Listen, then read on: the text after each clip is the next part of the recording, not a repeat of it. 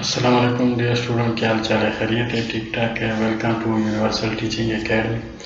Universal teaching academy के platform से मैं लेक्चर नंबर 17 के साथ आपके सामने हाजिर हूँ और हमने पिछले लेक्चर से वेव कैरेक्टरिस्टिक्स का आगाज़ किया हुआ है, तो ये आज उसका दूसरा लेक्चर है। तो चलिए स्टार्ट करते हैं। Wave characteristics. तो हमने पिछले लेक्चर में वेव साइकिल को पढ़ लिया था और आज जो हम पढ़ने जा रहे हैं वो सी पोर्शन है, टाइम पीरियड। तो टाइम पीरियड क्या है? Time required for one wave cycle to pass through certain point is called time period. Time period actually क्या है? एक वेव साइकिल को जब वो किसी पॉइंट से गुजरता है और उसको जितना टाइम चाहिए होता है वो उसका टाइम पीरियड होता है। It is represented by T और इसको हम कैपिटल टी से डिनोट करते हैं, माइंड इट कैपिटल टी से डिनोट करते हैं। And it's time is second और इसकी जो यूनिट है वो सेकंड्स है। It is the time it is the time any vibrating element of a wave takes to move through one complete isolation। ये वो टाइम है जो कोई भी वाइब्रेटिंग एलिमेंट जो वेव का होता है वो एक कंप्लीट आइसोलेशन अगर वो लेता है और उसको इतना टाइम चाहिए हो तो फिर ये उसका टाइम पीरियड कहलाया जाता है। Time period is the reciprocal of frequency. ये पिछले लेक्चरों में भी हमने पढ़ा था सिंपल पेंडुलम वाले में कि टाइम पीरियड जो है वो फ्रीक्वेंसी का रेसिप्रोकल होता है, ये एक दूसरे के वोलेट होते हैं। तो mathematically T is equal to 1 over F या F is equal to 1 over T, दोनों सही है। ठीक है जी। तो टाइम पीरियड क्या है? टाइम जो रिक्वायरमेंट, अगर एक जो वेव है वो एक पॉइंट से गुजरने के लिए जितना टाइम लगाता है वो उसका टाइम पीरियड होता है। वो कुछ भी हो सकता है, 3 सेकंड भी हो सकता है, 2 सेकंड भी हो सकता है, it can be anything. D. Wave speed. The distance traveled by a wave per unit time is called wave speed. Wave speed क्या है? वेव जिस रफ्तार से यानी ट्रेवल करती है, यानी वो जितना डिस्टेंस ट्रेवल करती है पर यूनिट टाइम, एक टाइम को अगर हम बेस बना दें और फिर ये देखें कि ये जो वेव है इस टाइम पे ये गुजरी है और इसने कितना टाइम कितना डिस्टेंस ट्रेवल किया है, अगर उसका रेशो निकाल दिया जाए तो ये क्या है? ये वेव स्पीड वहाँ से निकलती है। तो मैथमेटिकली हम इसको कैसे लिख सकते हैं? Wave speed is equal to delta t यानी चेंज इन द डिस्टेंस। यानी लाजिम बात है जब वो एक जगह से दूसरी जगह ट्रेवल करेंगे तो फिर क्या कोई डिस्टेंस ट्रेवल तो डिस्टेंस में चेंज आएगी, तो इसलिए डेल्टा टी लिखा हुआ है डिवाइड बाई डेल्टा टाइम। तो टाइम भी चेंज होता है, इनिशियली एक टाइम होता है और जिस टाइम स्टॉप करते हैं दूसरा टाइम होगा, तो इसलिए डेल्टा टी। तो ये हमारे पास इक्वेशन नंबर 1 आ गया। If a wave travels a distance equal to its wavelength lambda, then the time taken will be equal to its time period t. Putting these values in equation number 1, v is equal to lambda over t.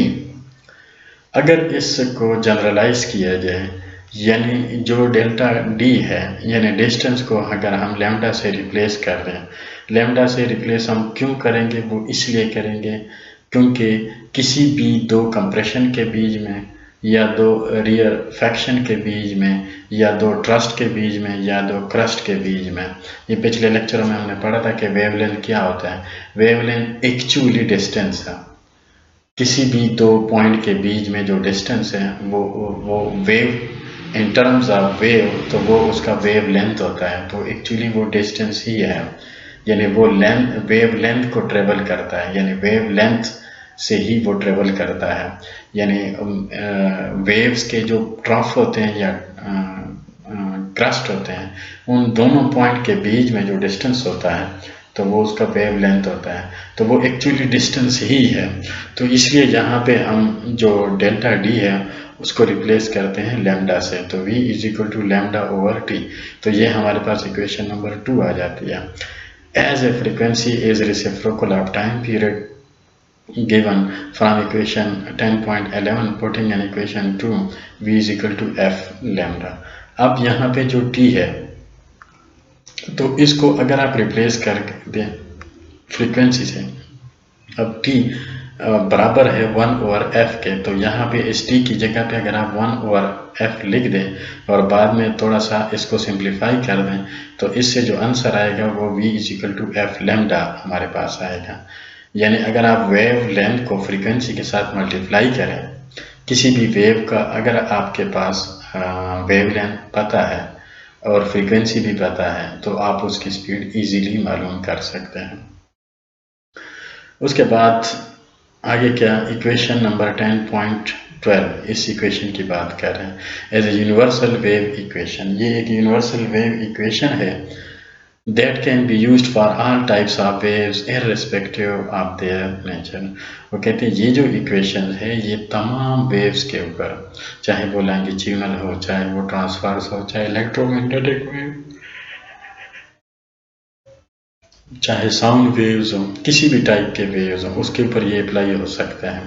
यानी उसकी speed आप मालूम कर सकते हैं। अगर speed का पता है और लैम्डा का पता है तो फ्रीक्वेंसी मालूम कर सकते हैं। अगर फ्रीक्वेंसी का पता है और स्पीड का पता है तो वेवलेंथ मालूम कर सकते हैं। और ये इंतहाई इम्पोर्टेंट इक्वेशन है। फिज़िक्स की दुनिया में जो वेलोसिटी ऑफ लाइट है उसकी मदद से आप ये पता लगा सकते हैं कि आपसे ये जो बादल है वो कितना दूर है, ये पहाड़ी आपसे कितना दूर है। ये बहुत कीमती इक्वेशन है। यानी इसकी मदद से आपको पता है जो रडार्स होते हैं मिलिट्री के पास, जो रडार्स होते हैं, रडार्स के अंदर भी यही फार्मूला इस्तेमाल होता है, यही प्रिंसिपल काम आता है। क्योंकि वो जो इलेक्ट्रोमैग्नेटिक वेव्स है वो रडार अपने ट्रांसमीटर से ट्रांसमिट करता है। वो एयरक्राफ्ट के साथ टकरा के जब वापस आता है तो फिर क्या है, इनको वो चूँकि वेलोसिटी ऑफ लाइट से जाते हैं, वेलोसिटी ऑफ लाइट से वापस आते हैं, तो c इनके पास होता है। यानी उसको स्पीड का तो पता है, तो s = vt का जो फार्मूला है वो उसके अप्लाई करते हैं। टाइम, वो जो रडार होता है वो टाइम कैलकुलेट करता है सिंपल, और स्पीड का उसको पता है। जब दोनों मल्टीप्लाई होते हैं तो s निकल आता है। x एक्चुअली उस रडार का और उस एयरक्राफ्ट का डिस्टेंस आता है, और बाकी कोऑर्डिनेट्स चूँकि उसके अंदर फीड होते हैं स्पेस के, तो वो फ़ौरन पता लगा लेता है कि ये जो जहाज़ है ये मेरे पास इस डायरेक्शन से आ रहा है और ये मेरे से ये कितना दूर है। तो रडार इसी प्रिंसिपल पे काम करता है। तो ये फार्मूला बहुत ज़बरदस्त किस्म का फार्मूला है, ये हर जगह यूज़ होता है। For electromagnetic wave traveling with a speed of c 3 × 10⁸ meter per second equation can be given by c = f lambda। यहाँ पे आप देख रहे हैं तो यहाँ पे जो इलेक्ट्रोमैग्नेटिक वेव्स हैं उसके लिए उन्होंने क्या किया है, ये जो स्पीड है ये इसकी मदद से कैलकुलेट की है। तो उसके लिए फॉर एग्जांपल अगर आप इलेक्ट्रोमैग्नेटिक वेव्स का मालूम करना चाहते हैं स्पीड, तो उसको हम डिनोट करते हैं c से। ठीक है जी। तो आप किसी भी फॉर एग्जांपल कोई फ्रीक्वेंसी है वो उसका बारे में आपको नहीं पता, तो अगर आप उसकी वेवलेंथ जानते हैं तो आप इसकी मदद से फ्रीक्वेंसी मालूम कर सकते हैं। क्योंकि वेलोसिटी ऑफ लाइट से वो ट्रेवल करते हैं, तो अगर आप उसकी जो स्पीड है वो इसके अंदर लगा दें तो फिर क्या होगा, तो आप उस इलेक्ट्रोमैग्नेटिक वेव्स की फ्रीक्वेंसी मालूम कर सकते हैं, बड़ी इजीली मालूम कर सकते हैं। या अगर फ्रीक्वेंसी का पता है और लैम्डा का पता है तो आप क्या कर सकते हैं, आप उसकी स्पीड भी मालूम कर सकते हैं। और ये इसी की मदद से रडार जो है ना वो किसी भी एयरक्राफ्ट की लोकेशन को फाइंड करता है। तो डियर स्टूडेंट, ये वेव के कैरेक्टरिस्टिक्स थे। तो इंशाल्लाह अगले लेक्चर में दोबारा मुलाकात होगी।